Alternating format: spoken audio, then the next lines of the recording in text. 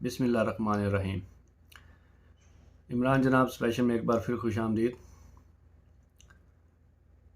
बात करेंगे Pakistan super league addition 7 की, जिसकी ड्राफ्टिंग का मरहला मुकम्मल हो चुका है। और बात कर रहा हम उस इशू पे करेंगे जो सामने आया ड्राफ्टिंग के बाद, कामरान अकमल के वीडियो पैगाम के बाद। उन्होंने एक वीडियो पैगाम जारी किया जिसमें उन्होंने कहा कि मैं पेशावर ज़ल्मी के लिए नहीं खेलना चाहता या PSL ही नहीं खेलना चाहता। उसकी वजह उन्होंने ये बताई कि मुझे सिल्वर में पिक किया गया है, तो मैं इसे बेटर डिज़र्व करता था, तो बेहतर है कि मैं ना खेलूं। हो सकता है उनके साथ ज़्यादती हुई हो या वो बेटर डिज़र्व करते हो, वो एक अलग मामला है। लेकिन वीडियो पैगाम छोड़ने का या वीडियो बनाने की ज़रूरत क्यों पेश आई? आप वैसे भी कह सकते थे कि नहीं, कोई और इशू बना के कि चलें ठीक है, मैं फ़िट नहीं हूँ या मुझे और कोई मसरूफियत है, मैं नहीं खेलना चाहता। और फिर भी आपसे फ्रेंचाइज़ रब्ता करती कि भाई आप क्यों नहीं, क्यों आप उधर अपने जो थे आपकी प्रॉब्लम्स आप उनके बता सकते थे कि ये मेरे तहफ़्फ़ुज़ात हैं, इस वजह से मैं नहीं खेलना चाहता। उनको शायद लगा होगा कि वीडियो बना के ना उनका कद बड़ा हुआ है, लेकिन मुझे ऐसा नहीं लगता। हर किसी का अपना अपना पॉइंट ऑफ व्यू होता है। मुझे लगता है उन्होंने अपना कद छोटा किया है। मज़ीद छोटा क्यों किया है? एक तो हर कोई इतने गहराई में नहीं जाता कि ड्राफ्टिंग नहीं देखता, नहीं देखता कि कौन सी कैटेगरी में कौन सा प्लेयर पिक हुआ है। लोग मैचेस देखते हैं, हाँ कौन किस टीम में खेल रहा है, बस ठीक है, एंजॉय करते हैं, सपोर्ट करते हैं। लेकिन आपने वीडियो बनाई और जिसको नहीं पता था उनको भी बताया कि हाँ जी, मेरा लेवल या मेरा स्टैंडर्ड यहाँ तक आ गया कि मुझे इस कैटेगरी में पिक किया गया है, तो बेहतर है कि मैं ना खेलूँ। लेकिन आपने ये नहीं सोचा कि इस कैटेगरी में आपको क्यों पिक किया गया, इसकी नौबत ही क्यों आई।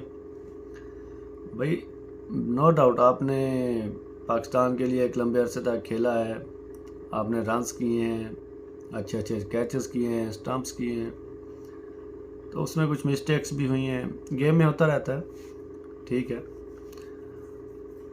लेकिन अब उसका ये नहीं कि आपने अगर 5 साल 2 साल या 10 साल पहले अगर कुछ अच्छा किया हुआ है तो उस बिना पे आपको जब तक आप चाहें आपको वहाँ पे रखा जाए, ये कोई ज़रूरी तो नहीं है। पाकिस्तान सुपर लीग एक प्राइवेट फ्रेंचाइज होती हैं, वो अपने हिसाब से जिसे चाहती हैं पिक करती हैं, जिसे नहीं चाहते वो नहीं पिक करते। अगर आप इतने जोगे होते तो आपको कोई और टीम पिक कर लेती। अगर पेशावर ने पिक नहीं किया तो लाहौर के पास तो कोई बड़ा विकेट कीपर नहीं है, वो पिक कर लेते, इस्लामाबाद पिक कर लेता, कराची कर लेते, चलो क्वेटा और मुल्तान के पास तो विकेट कीपर हैं। लेकिन किसी ने आपको इस लायक नहीं समझा। किस वजह से नहीं समझा वो एक अलग इशू है।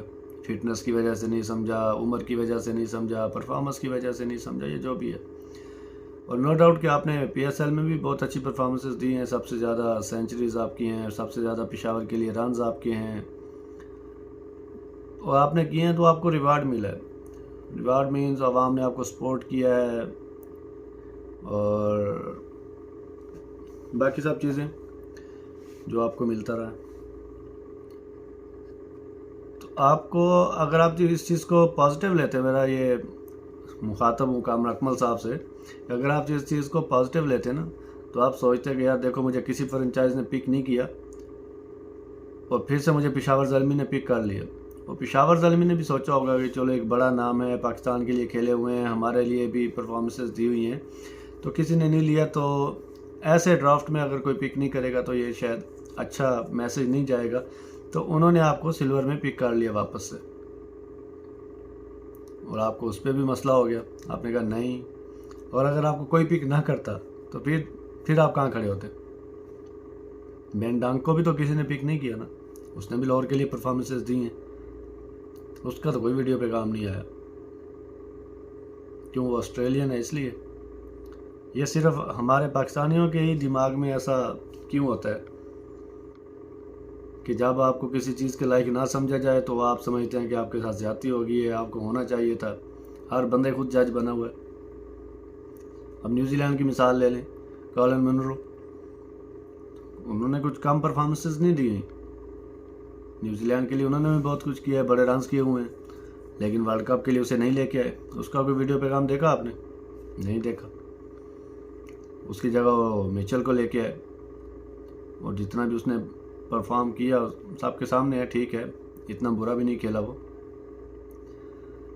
तो आप अपनी उम्र भी देखें और लास्ट का आपका डोमेस्टिक सीज़न भी देखें, आपकी परफॉर्मेंसेस भी उस हिसाब से नहीं है।